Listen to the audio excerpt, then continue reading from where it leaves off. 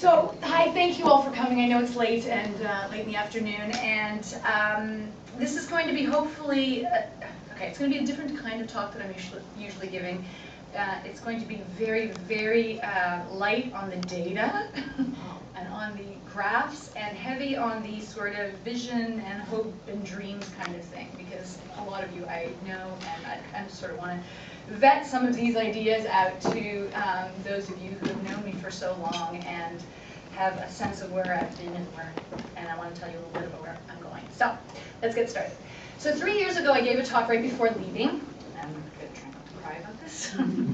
And where I ended at that talk was that after many years of working with Deb and Bruce and a whole lot of other people, with Arlen and other people here, we were interested in looking at the difference between kids when they go into evidence-based practices. What's the difference in the kids who improve through those treatment programs, and what's the difference from those and those who don't improve, okay?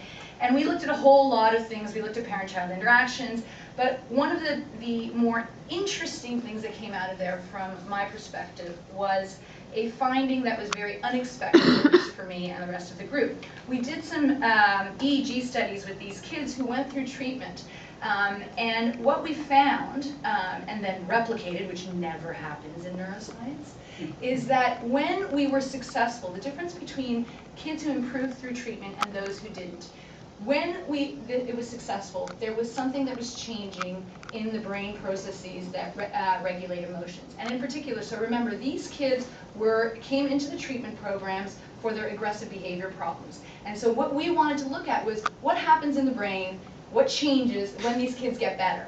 And what we found was this lovely, interesting finding, and again, it was replicated in 2 studies, that the part of the brain, it doesn't matter what the part of the brain is, it's the orbital frontal cortex, it doesn't matter. It's the part that does threat. It's the part of the brain that goes, oh my God, something's happening, look out, look for that thing, and pay attention to it, okay? That's anxiety, basically. So when kids were getting better in their aggressive behavior, when they were improving, their anxiety was decreasing. The part of their brain that was fixated on threats in their environment stopped firing as much. And as a result, they were more flexible in terms of regulating their emotions, being able to problem solve in context, and so on. So this actually fascinated me because I wasn't interested in anxiety at first at all. I was interested in aggressive kids, right? So I had this real serious aha experience, and I literally left CHSRG going, okay, this is it. This is what I'm going to be studying for the next 10 years. Anxiety underlying aggression, and can we address that anxiety and what would happen? Because, as I said, most of the clinical kids that we saw needed to feel less anxious. We needed to feel less threatened in order to stop engaging in that aggressive or violent behavior. When we went back into the data, what we found also was that 85% of those kids were rated by their parents, their clinician, or themselves as anxious, either borderline clinical or clinically anxious. So they were actually reporting that they were distressed. And then I went back into the literature and thought, okay, let's look at what anxiety is really all about in these kids, and found that even if you don't look at aggressive kids and you look at prevalence rates in general, anxiety is the #1 mental health disorder in children and adolescents. It's a prevalence rate of 15 to 20% in almost every Western country that you look at. The most prevalent problem in children and adolescents. So now I became even more interested in thinking about anxiety and how to address it in kids. So I went to the Netherlands, and as one of the first studies that I launched was a set of randomized controlled trials, looking at the best evidence-based practices that were out there, cognitive behavioral treatment for children, and a parent component, and comparing it to treatment as usual. And we randomly assigned kids to a program that addressed their anxiety, and a treatment as usual kind of program. And the kids were comorbid, okay, in a lot of cases with other aggression problems or attention problems. And we wanted to see basically that if we address their anxiety with these cognitive behavioral techniques, that we would see drops in not only their anxiety but also their aggression. And so we're almost done with that trial, and after 2.5 years of collecting that outcome data, the results are okay. They're not bad. We get effect sizes that pretty much match everybody else's effect sizes, which is basically small at best. We have a huge amount of variability. Again, there's a whole lot of kids, again, at least 50%. This is real world context, mental health in agencies out in the world. there's a whole lot of kids that are not getting better, and it's starting to piss me off. So, instead of continuing to go to the evidence-based practice of CBT, I just wanted to take a totally different, or not totally different, but a science-based but different approach. So here's the challenge that we've got here, okay? And this is in terms of prevention as well, because I've gotten much, much more interested in prevention in terms of making a bigger impact. So we have these evidence-based practices, we have these RCTs that have been run, but most of the programs you see have small effect sizes and don't work for some of the kids, around half in general programs. And there are several reasons that I think we can attribute to that problem. The first is that most of our programs, especially these cognitive behavior, CBT, that's it. That's what we've got that's really the most evidence-based practice, right? These programs are didactic, okay? They don't engage and motivate children the way they could. That doesn't mean there aren't great clinicians that bring kids in and try to make it active and go into role-playing, but generally, they do this kind of thing. They talk at the kids, they get them to answer questions, some role-playing, but they're didactic programs. They also largely impart knowledge. Okay, what we do in most of our CBT programs is tell people how to think, how their thinking traps are getting them into trouble, how they can think differently, and so on. And there's this large gap between what these kids learn and what they actually do in their real life. And of course, again, good clinicians try to get them to practice and then go out in their real world and use some of these things. But really, most of the time in our treatment programs, kids are not being emotionally aroused enough and then actually generating the regulation skills in those contexts in our treatment programs. Third is access to care. This isn't a problem only in North America, it's also the Netherlands, across the EU. It's really hard to often access treatment programs, especially in more rural areas, and there are long waiting lists, and these people are waiting on waiting lists, doing nothing, waiting for treatment, okay? Another problem is treatment prevention programs are often very expensive to deliver. We all know this, right? And the fifth problem is that families often avoid seeking care because of stigma. This is, I think, actually even more so in the Netherlands and in European countries, but I think it's just the same case here as well, okay? So we got to a place where we became convinced that games can address all of these barriers, and really, just a small little thing, we want to just change the face of intervention science as a result. But I want to now fill in the gap between these barriers and why we went into the games. Okay, so first off, games, no surprise, are fundamentally fun and engaging. They provide these immersive contexts. When kids, adults, adolescents are in these contexts, they provide these immersive contexts where new skills are being learned and practiced over and over, where people are learning and doing rather than memorizing stuff and skills. Games are also easily accessible and inexpensive. There's no stigma attached to playing, I used to say no stigma attached to playing games, but actually maybe bad games. There's some stigma. But there's no stigma attached to playing really good games. Parents can play games with their children together, and they can do that in the privacy of their own home, reducing stigma and burden. One of the biggest problems we have, at least in the Netherlands, is to engage parents in prevention programs.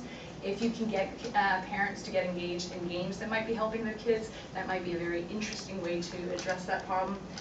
And games can be really bonding experiences, and I want to come back to this over and over again, with therapists, with parents, with siblings, and so on. So I love that Bruce emphasized that I'm a developmental psychologist born and bred, because it brings me totally back, and I want to bring you guys back to developmental psychology, first in the 1500s. This is the painting by Bruegel, and a Dutch dude, and he was trying at the time when he was painting this to summarize and represent all of the games that were out there at the time in 1500s. And so you see this huge variety of games that are being played. But the other thing I want you to point out in this painting is you can see not only children playing, but intergenerational play. So you see kids playing with adults, adults playing with each other, and there's a huge variety of things that are being done here. I also want to kind of hone in on some parts of it and show you that games are actually quite serious work for children, okay? This is where they learn how to regulate their emotions, how to dampen their emotions. If you ever see a 5-year-old playing a card game and they lose, they will bawl their eyes out. They will have a little tantrum. They will freak out. The next time they play, they may still bawl. The third, fourth, fifth time, they start realizing, dude, this is part of failure, just sucks, but I'm going to get over it. And you learn to regulate your emotions with others around you. You learn that you get support. You learn that you get a second and third chance, and so on in games. You also learn how to cope with these inevitable failures, because they happen all the time in games. And you learn how to persevere in the face of that failure. And I think, I'm, by the way, not the most brilliant person who came up with these ideas. There are some smart developmental psychologists, Jean Piaget, Vygotsky, Dewey, and all sorts of other people who have talked about the sort of fundamental purpose of play and games in childhood and development in general, and how much we need those contexts to get some of the most basic skills that we need in living life. Okay, play is absolutely essential in that. And so these, as you see in these pictures, play is also not about happy, happy, joy, joy. There is anxiety, frustration, anger, shame, guilt, all sorts of emotions that are often triggered in the context of games and play. And I want to really come back to this idea because I think that what happens sometimes when we develop, there are a lot of people starting to think about developing games, but I think a lot of those people who are doing that in the purpose of building great skills for kids may overemphasize how positive the experience should be. And I might want to say that we might actually want to put in some real negative emotions into these games so that kids can learn to go through those games and learn skills that they might not otherwise. If they're always happy, happy, joy, joy, they may not be actually getting some other skills that they need. Okay, so why video games? Because we could be saying Monopoly is really good for kids. Sit down and play Monopoly with your kids for a long time and it might be a great treatment approach, right? Video games, you might have noticed, are kind of ubiquitous in kids' lives right now. By the age of 21, kids will have played 10,000 hours of video games, okay? 10,000 hours. They'll invest globally 3 billion hours weekly playing online games, and this number's probably gone up by now. This was about a year ago. So out of curiosity, when you think about children in the US, but it's the same sort of figures in Canada, by the way, how many do you think, what is the percentage, do you think, that play games at least 30 minutes per day? Just throw out a number. 60, 50, 80. Everyone's playing them, okay? It's really, really rare for a kid not to be playing video games. Now, I'm including Angry Birds, I'm including Bejeweled, I'm including those casual games. I'm not talking hardcore game console, violent games or anything like that. I'm including any video games that are interactive and you're in there. So basically, everyone's playing them and we can't deny this. So maybe we could use some of that. And that's part of the reason why I'm saying that video games are an interesting context. The other thing is, so I sat back and thought, okay, this is a really interesting thing. My kids are really into it. What do we know as developmentalists and clinical psychologists about this new playground, this virtual playground? And when I looked into the literature, it's almost nada, nothing. We hardly know anything. You know what we know? This is what we know. This is the only thing we think about. This is the only thing the media focuses on, is video games cause violence, okay? Trust me, there's meta-analyses out there to show that this is not a direct link, and it is not a simple link, and generally there isn't a causal link between video games and violence, but I don't even want to get into it, because even if you do believe that video games teach kids to be aggressive, you'll at least admit to me that you think video games can teach, and teach really well. So let's just put away the debate and think about the idea that video games are these intense learning experiences. So what can we do with those? All right. So the way I talk, it sounds like I'm like this hardcore gaming dude, right? So I was a hardcore gaming dude when I was 8 years old, and these are the games that I played. Some of you might have remember them. This is not what video games look like now, by the way. I took a small 35-year hiatus from video games. Never played them until just the last 2 years. So how many of you guys play video games? Any kind of video games. I'm talking on your phone, on your whatever. Okay, so some of you. All right. So first, let me just show you what video games look like now, because you may not know. Here is one of the most popular video games out there. Same place we are.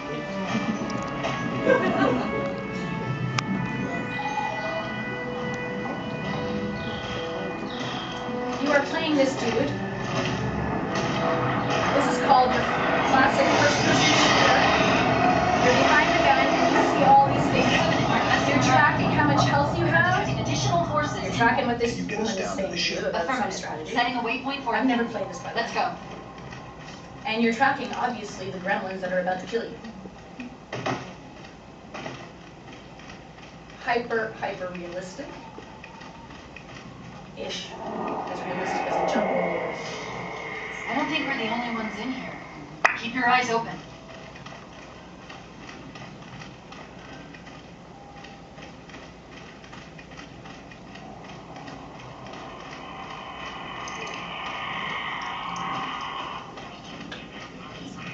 Scouts, hold up. Hold on. The gremlins. They spotted us.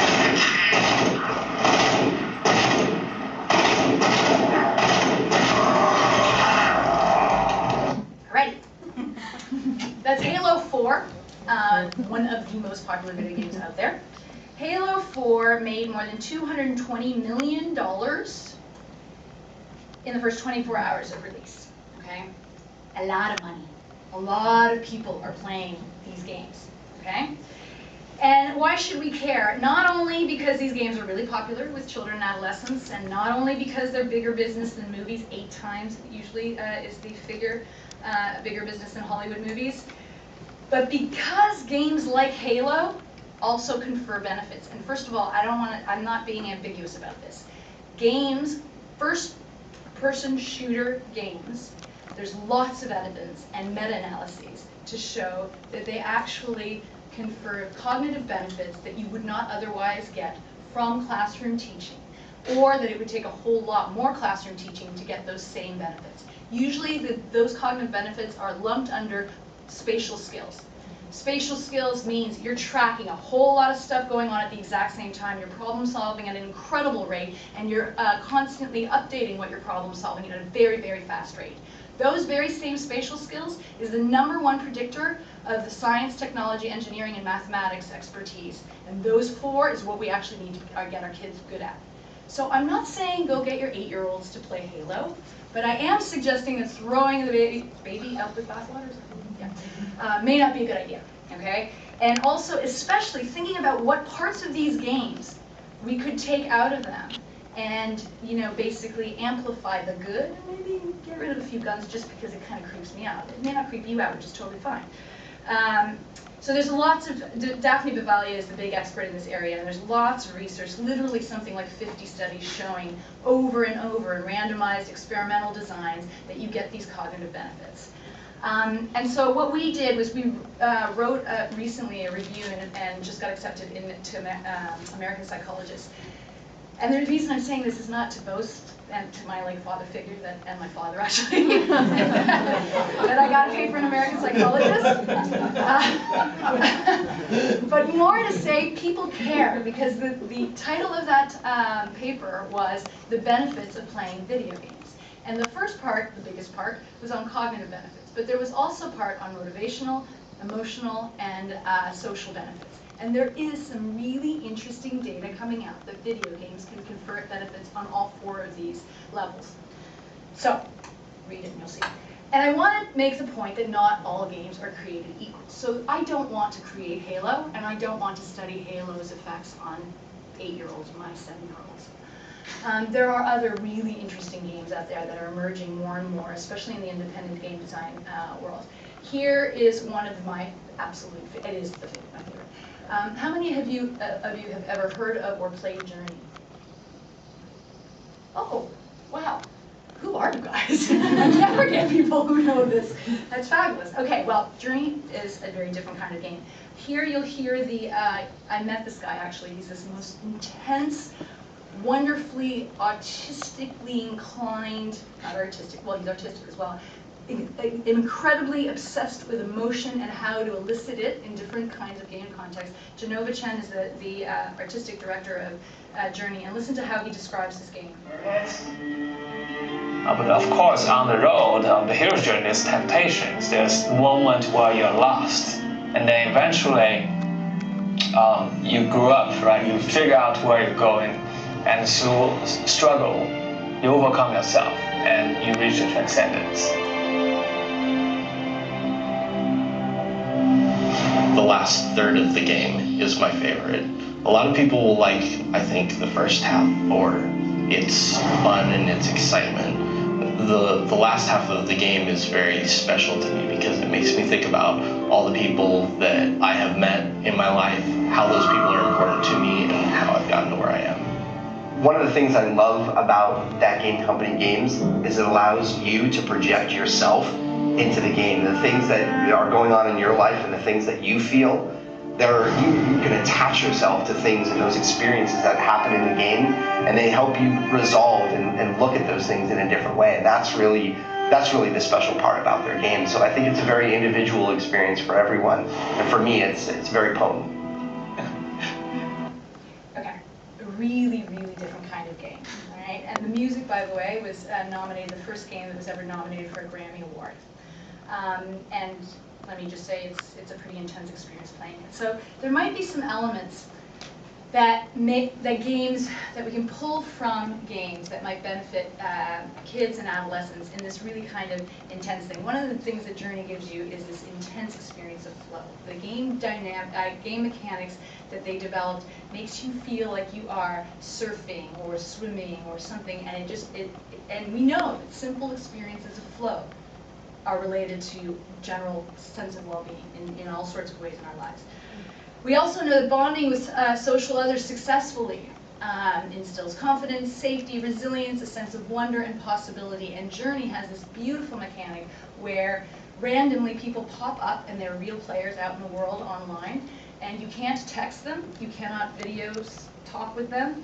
The only thing you can do is chime. You can go ding, ding to the other person. And that simple constraint allows you to communicate just the simplest things. I'm here, come over here, oh, I'm lost, come back.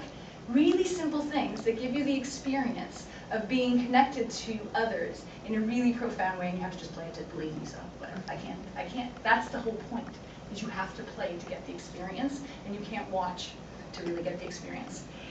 That's the next point. Active. These games are active and experiential, and it's not just about talking. You're doing it. You're having these emotional experiences. You're working through these emotional experiences, and you're getting to the other side of them. Journey has this part that's extremely scary. At least it's scary to me. The gamers often tell me I'm like wuss about this, but it was really scary, and I was constantly moving out of the way. And it took me 3 days of coming back to the game and going, I can do this, to finally run through the really anxiety-provoking period. But when I did that, and got to the other side, there's also music that makes you feel like you're just high. You have this feeling of having conquered something. And because it's abstract enough, you can put whatever you want onto that experience and meaning, and kids do. I'll show you why. And these games can give a whole range of emotions, not just what you know mostly, that kind of frustration and aggression. These games have the potential to evoke awe and wonder and bonding, but also anxiety, also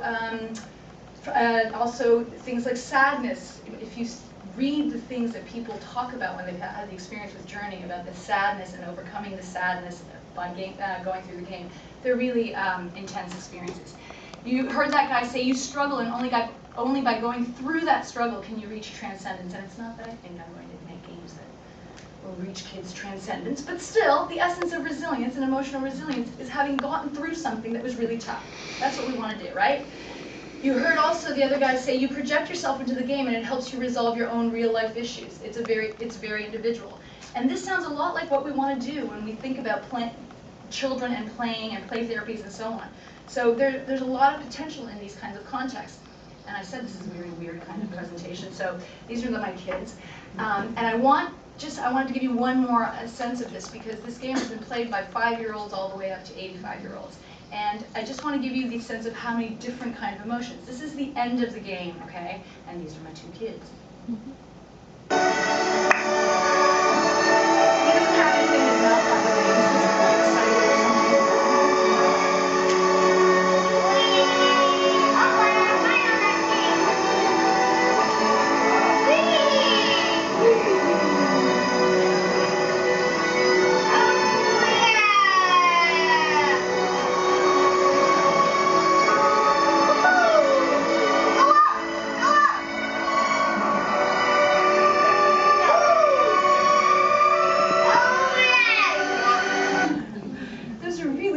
kinds of emotional expressions than you usually would expect from a video game, right? I just wanted to convince you of that and also show you how big my kids have grown. Okay, so here's one. So we have opened up, I really want to know. We have started up the Play Nice Institute, which is a nonprofit organization to try to develop these kinds of games. And I know it sounds grandiose to say that I want to develop a journey kind of game, but that's what I want to do.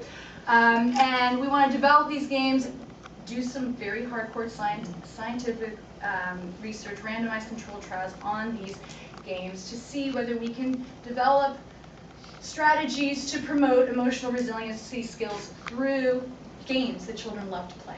Okay? And the games that they love to play part is really important to me because there is a serious game movement out there.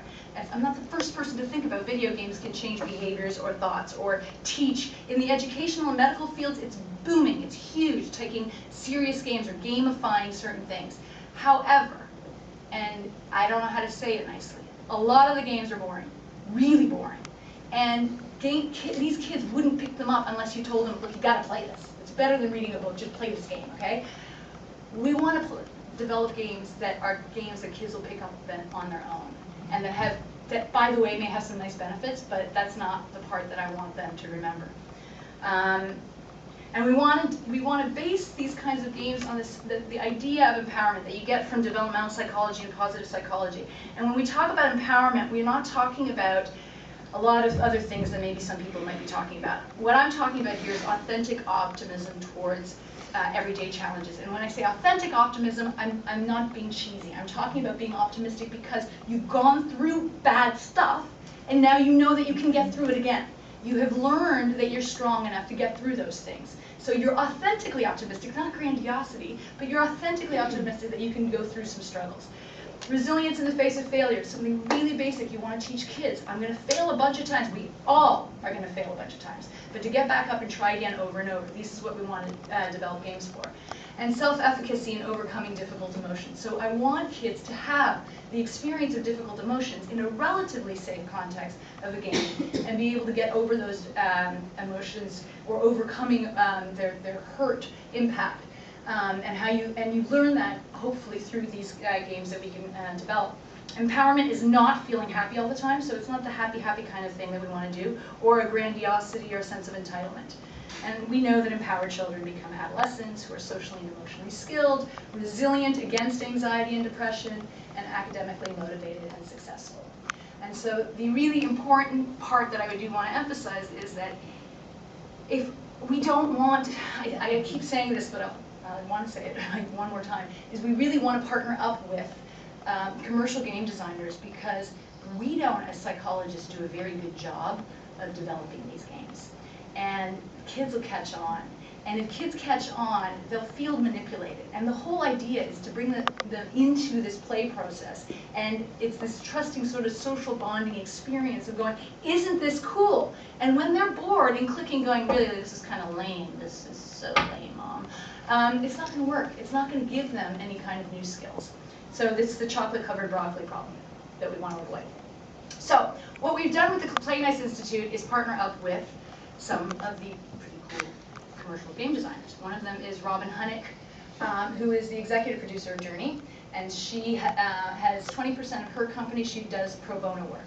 And so she has partnered up with us to allow us to take Journey out into schools in adolescents, 16 to 18 years old, and try to get the kids that are at risk for depression, so elevated levels of depressive symptoms, and have them play the game at home and see if it works to actually change the narrative of how they experience their depression, and whether priming them that this game may have that effect might end up being one way that helps them get through part of their depressive feelings.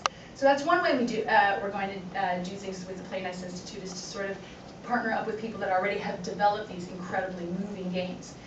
The other way is to work with people who are in the industry, but who also have an education background. So Lucian Vittel, who's the CEO of Game Desk, developed this game called